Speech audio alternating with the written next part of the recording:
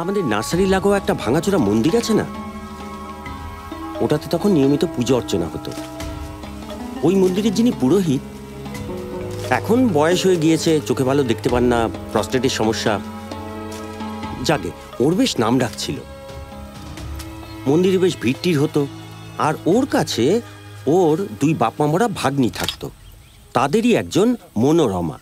প্রতি পূর্ণিমা রাতে নাচে যে, তাই তো? একদম ঠিক। তো সেই মনোরমার দিদি হচ্ছে তরুলতা, আর তারই নামে তরুলতার দিঘি। খুব অল্প বয়সে মারা গিয়েছিল বুঝি? হ্যাঁ, কিন্তু কোনো অসুখ বিসুখে নয়। ও, তরুলতাকে খুন করা হয়েছিল। And at that time she was carrying. ইস ইস, মানুষ এত নিষ্ঠুর হয়। খুনি ধরা পড়েনি? না, তবে একজনকে সন্দেহ করা হয়। প্রহ্লাদ, রাইট? প্রহ্লাদ কে ছিল? প্রহ্লাদ সম্পর্কে বিশেষ কিছু জানা যায় না।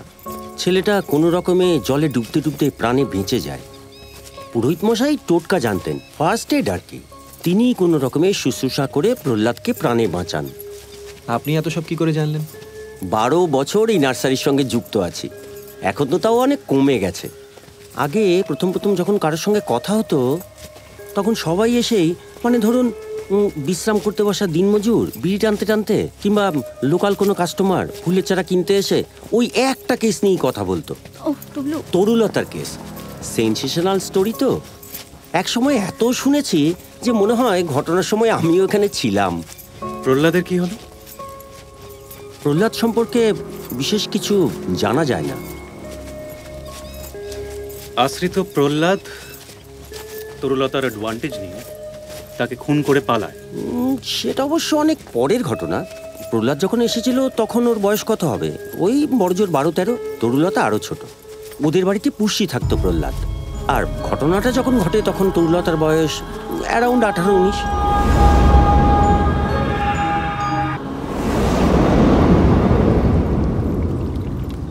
তরুলতা খুন হবার মাস কয়েকের মধ্যেই বেশ কিছু অল্প বয়সী ছেলে, লোকাল রাখাল টাকাল আর কি, গ্রাম্য ভাবটা তখন আরো বেশি ছিল, এই দিঘিতে ডুবে মরে।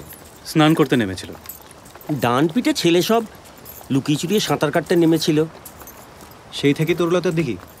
লোকের বিশ্বাস এই দিঘিতে দহ আছে, আর সেখানে তরুলতা থাকে। কোনো পুরুষ মানুষ এই দিঘির কাছে একলা এলে তাকে ডুবিয়ে মারে। বাবা গো, এসব শুনলেই কেমন গা ছমছম করে।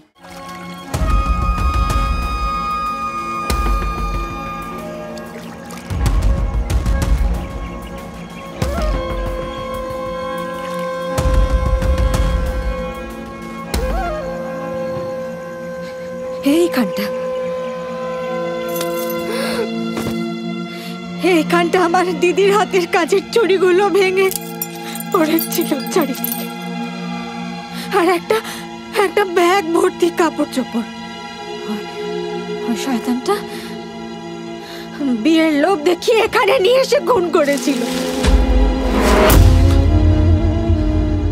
চলো ফেরা যাক।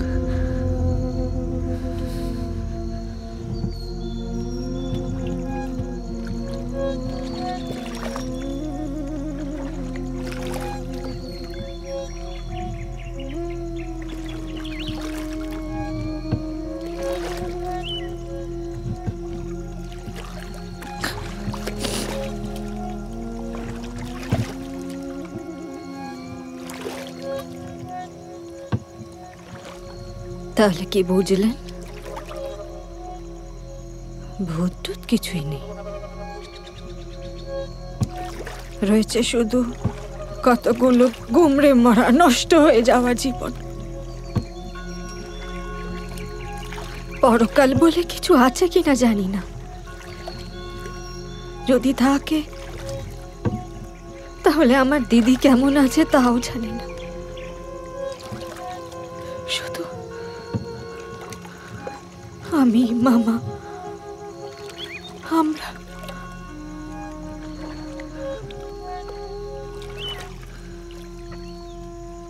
কিন্তু কেন? কেন কি? কেন খুন করেছিলে আমার দিদিকে ভক্ত প্রহ্লাদ ঘোষাল, নাকি ভিকি ঘোষ বলবো? কেন ফিরে এসেছো এখানে? কোন সর্বনাশা বন্দি নিয়ে ফিরে এসেছো? কেন স্বেচ্ছায় ফাঁদে পা দিলে তুমি? চিনতে পেরেছিস তাহলে চুটকি?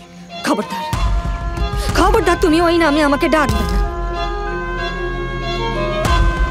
একটু ওই খেলাটা না দেখালে তোমাকে তো চিনতেই পারতাম না।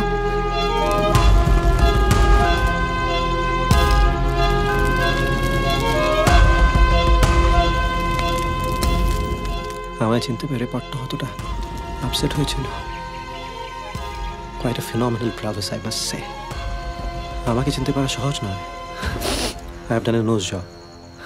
অপারেশন করিয়ে নাকটা অন্যরকম করিয়ে নিয়েছি।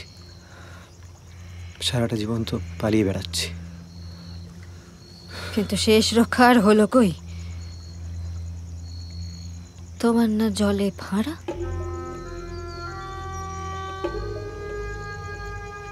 একবার তো মরতে মরতে বেঁচেছিলে। তুই আমায় মারতে চাইছিস? তাতে তো আমার কাজটাই সহজ হয়ে যাবে। মার না। কতবার যে সুইসাইড করতে গিয়েছি। দেখাবো হচ্ছে, হ্যাঁ? দিদিকে মেরেছিলে কেন বলো? কি ক্ষতি করেছিল তোমার? তোমাকে ভালোবেসেছিল, এই তার অপরাধ ছিল? তরুলতাকে আমি মারিনি। কি তরুলতাকে আমি মারিনি। চমৎকার! এত বছর ধরে পালিয়ে পালিয়ে বেরিয়ে এখন ফাঁদে পড়ে গিয়ে বলছো আমি মারিনি। তুই জানতে চাইছিলি না আমি কেন ফিরে এসেছি, কেন স্বেচ্ছায় ফাঁদে পা দিয়েছি? সারাটা জীবন যেখান থেকে পালিয়ে বেড়াই না কেন, আমার দুঃস্বপ্নের আমার পিছু কখনো ছাড়ে না। অনেক চেষ্টা করেছি রে। ওদেশে অনেক থেরাপি, কাউন্সেলিং এর ভালো ভালো ব্যবস্থা আছে, কিন্তু কোনো লাভ হয়নি, কোনো লাভ হয়নি। তাই ফিরে আসার চান্সটা না নিয়ে পারলাম না। আমার দুঃস্বপ্ন থেকে যদি মুক্তি পাই। কিসের দুঃস্বপ্ন? একটা কচি মেয়েকে মাথা টুকে মেরে ফেলার দুঃস্বপ্ন? সেটা বলবো তোকে। আমি বুঝতে পেরেছি, এছাড়া আমার আর নিস্তার নেই। I have to face the truth. That's my only chance of redemption.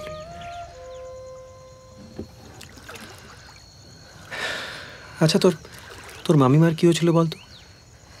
তা তো জানি না। শুনেছিলাম রাগ করে বাড়ি ছেড়ে চলে গেছে, আর ফেরেনি। বাবা, পুরুতের বউ এত রাগী যে বাপের বাড়ি গিয়ে আর ফিরলই না।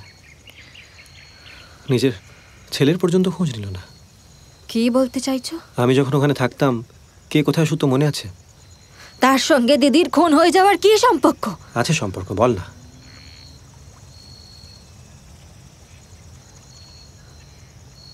আমি আর দিদি একসঙ্গে ঘুমোতাম, আর পট্ট অনেক বয়স অবধি বিছানা ভেজাতো, তাই ও আলাদা শুতো। আর মামা তোমাকে নিয়ে, তোমাকে খুব ভালোবাসতো কিনা? ভালোটা একটু বেশিই বাসতো। মানে তুই কি জানিস তোর মামা পিডোফাইল? অত ইংরেজি আমি বুঝি না। তোর মামার বাচ্চা ছেলেদের উপর বিকৃত রুচি ছিল। ছি ছি ছি ছি, ওরকম একটা বুড়ো মানুষকে নিয়ে এরকম নোংরা নোংরা কথা বলতে তোমার লজ্জা করছে না? ওই বুড়ো মানুষটাই একদিন তোমাকে প্রাণে বাঁচিয়েছিল। হ্যাঁ, রক্ষকই ভক্ষক। রাতের বেলায় যখন সবাই শুয়ে পড়তো তখন আসল রূপটা প্রকাশ পেত। আমার তখন কতই বা বয়স ছিল, 12 কি 13। কি চূড়ান্ত গিল্ট, কি ঘেন্না আতঙ্ক নিয়ে দিনগুলো কাটাতাম। আমার ধারণা তোর মামিমা লোকটার এই বিকৃতির কথাটা টের পেয়ে গেছিল, আর তাই ঘেন্নায় বাপের বাড়ি চলে যায় জন্মের মতো। মামাকে নিয়ে এইসব কথা আমি বিশ্বাস করি না। ভাগ্যিস পছন্দটা অল্প বয়সের ছেলেদের ওপর ছিল, নাহলে তোদের যে কি দশা হতো। রাতের সময় যখন আমায় ভালোবাসার বিভিন্ন নামে ডাকতো, ছিটিয়ে থাকতাম ঘেন্নায়, গোটা গা গোলাতো, বমি পেত, মরে যেতে ইচ্ছে করতো আমার। আগে কাউকে বলনি কেন? বলেছিল কাউকে বললে ঠাকুর পাপ দেবে। কি হাসি পাচ্ছে না? মনে আছে অনেক বাচ্চারা মন্দিরে আসতো ক্ষীর ছানা প্রসাদের লোভে? আমার আসার পর ওদের আনাগোনা কম হয়ে যায়, কারণ আমি ছিলাম যাকে বলে স্টেডি। তাহলে দিদিকে কে মারল? তোর মামা। Crime of passion. আমি লোকটার তোতা, ময়না, বুলবুল, লোটন, কবুতর হাত ছাড়া হয়ে যাচ্ছিলাম যে। তরু আমাকে একটা অন্য জীবনের স্বপ্ন দেখিয়েছিল। এই দিঘিটা পার হয়ে আমরা চুপি চুপি দেখা করতাম। আমার 20 বছরের জীবনের তরু একমাত্র আনন্দ ছিল। ও যখন জানলো ও কনসিভ করেছে, আমরা পালিয়ে বিয়ে করব ঠিক করেছিলাম। সেটা ওই লোকটা জানতে পেরেছিল। এখানে ব্যাগ গুছিয়ে এখানে অপেক্ষা করতে বলেছিলাম। এসে দেখি লাল কাঁচের চুড়ি ভাঙা পড়ে আছে, আর তরুলতা দিঘিতে ভাসছে। তখন পালানো ছাড়ার কোনো বুদ্ধি আসেনি, আর পালিয়েই বুঝলাম কত বড় ভুল করে দিয়েছি। কিন্তু তখন আর ফেরার উপায় নেই।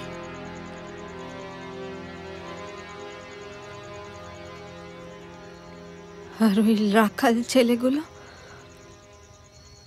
ওদেরকে তোর মামা আমার হাত ছাড়া হয়ে যাওয়ার জ্বালা মেটাতে ভোগ করে খুন করেছে। বেচারা ছেলেগুলো। ওই সময় রাগে অন্ধ হয়ে লোকটা একটা কিলিং স্প্রি চলছিল। 4-5 জনকে মেরেই বোধহয় গায়ের জ্বালা মেটে। যারা স্ক্যান্ডেলটা ফাঁস করতে পারে এমন ছেলেদেরই মারে। অবশ্য এটা আমার অনুমান। শুধু এটা নয়, গোটা গল্পটাই তোমার বানানো। আমি এসব কিচ্ছু বিশ্বাস করি না। সব তুমি মিথ্যে কথা বলছো, বানিয়ে বানিয়ে বলছো। ধরা পড়ে গেছো তো, ফাঁদে পড়েছো তো, তাই। আর জানো তো, মিলিয়ে দেখার এখন আর কোনো উপায়ও নেই। তোকেও খুব ভালোবাসতাম রে ছুটকি। তুই আমার কাঁধে চেপে ঘুরতিস, মনে আছে? ভালোবাসার কথা তুমি বলবে না, খবরদার। তোমার মুখে এটা মানায় না। মনো!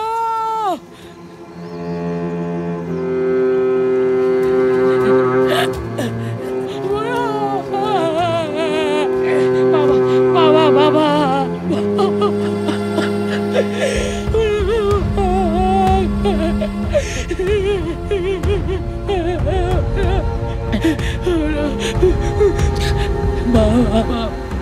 মামা গলায় দড়ি দিয়েছে। আমি ফিরে এসেছি পট্টর কাছে, জানতে পেরেছিল নিশ্চয়ই। কি বিশ্বাস হলো তো?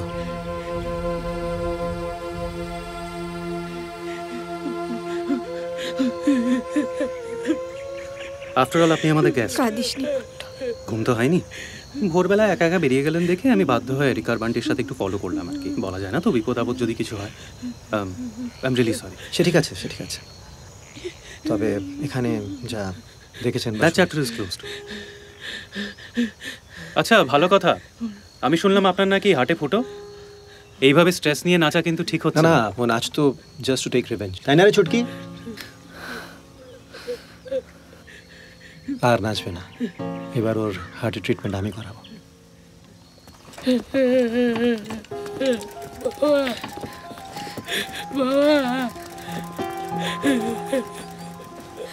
আমি বাকি নিয়ে বাঁচবো। এতগুলো বছর ধরে একটা প্রত্যেককে চিন্তা করিস না ছুটকি, আমি তো আছি। আমি থেকে যাচ্ছি ম্যাডাম, বিপদের সময় এদের ফেলে যাওয়াটা ঠিক হবে না, অনেক পুরনো সম্পর্ক তো। যা ভালো বোঝেন করুন। এত বড় একটা মিস আপ হয়ে গেল, তারপরে থানা পুলিশ। ও আমি সামলে নেব। ভদ্রলোকের প্রস্টেটের প্রবলেম ছিল, সুগার ছিল, ডিপ্রেশন থেকেই হবে হয়তো। আপনারা রওনা দিন। আর হ্যাঁ, প্রেরণার সঙ্গে আমাদের টাই আপটা কিন্তু হচ্ছে। Thank you. ওয়েলকাম। টাটা এভরিবডি। বাই বাই টুকলু বাবু। বাই। জটিলা উঠে পড়ো। See ya. হ্যাঁ দিদি চলো। হ্যাঁ, কিন্তু কমল কোথায়?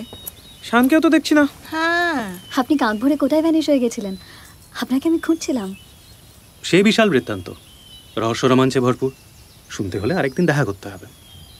তা আপনি আমায় খুঁজছিলেন কেন? সে বিশাল বৃত্তান্ত, রহস্য রোমাঞ্চে ভরপুর। শুনতে হলে অন্য একদিন দেখা করতে হবে।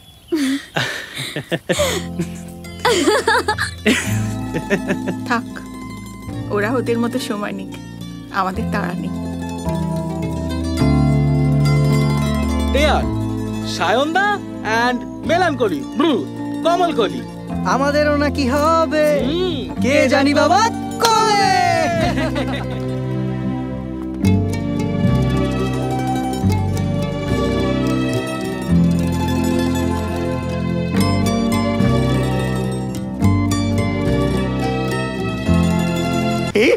আপনি টিভিতে গান করেন না? হ্যাঁ হ্যাঁ, আপনাদের গান আমি খুব শুনি। তাই? হ্যাঁ হ্যাঁ। কি গান শুনেছেন? আরে ওই যে আপনাদের আছে না, তোমার দেখা নাই রে তোমার। থ্যাংক ইউ, ভালো থাকবেন। দারুণ দারুণ।